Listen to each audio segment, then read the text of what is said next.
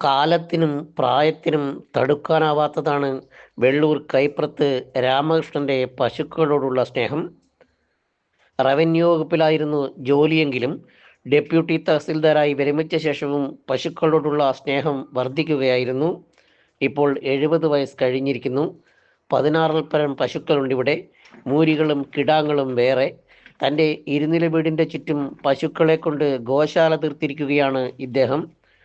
കെട്ടഴിഞ്ഞാലും പശുക്കൾ എവിടെയും പോകുകയില്ലെങ്കിലും രാത്രി കാവലായി രാമകൃഷ്ണൻ ഈ വീട്ടിൽ തന്നെ ഉണ്ടാകും. അമ്മയിൽ നിന്ന് പകർന്നു കിട്ടിയതാണ് പശുക്കളോടുള്ള സ്നേഹം. അന്ന് 2 പശുക്കളെ ഉണ്ടായിരുന്നുള്ളൂ. ഇപ്പോഴത് 16 നിൽക്കുന്നു. രാമകൃഷ്ണന് ഇത് ഒരു വരുമാന മാർഗമല്ല. ഇവിടെ നിന്ന് ഒരെണ്ണത്തിനെ പോലും ഇതുവരെ വിറ്റിട്ടില്ല. വലിയ മൂരികൾ വരെയുണ്ട് ഇവിടെ.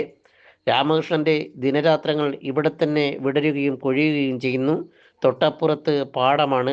അവിടെ നെൽകൃഷിയും പച്ചക്കറി കൃഷിയുമുണ്ട്. തൊഴുത്ത് വൃത്തിയാക്കുന്ന വെള്ളവും മറ്റും നെൽകൃഷിക്കായി ഉപയോഗപ്പെടുത്തുന്നു.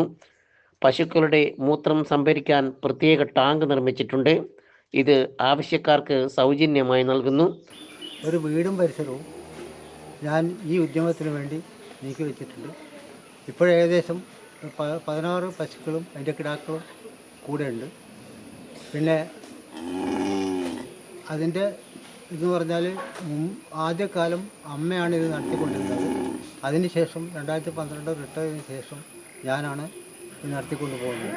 അധ്യാപികയായി വിരമിച്ച ശേഷം ഭാര്യ രോഹിണിയും സഹായത്തിനെത്തും. മക്കൾ ഹരികൃഷ്ണൻ, അനഘ. തൊട്ട് മുമ്പിൽ തന്നെ മറ്റൊരു വീട്ടിലാണ് ഇവരുടെയെല്ലാം താമസം. സന്തോഷത്തിനു വേണ്ടി മാത്രമാണ് കാലികളെ വളർത്തുന്നതെങ്കിലും പാലും മറ്റും ഒരു വരുമാന മാർഗമാണ്.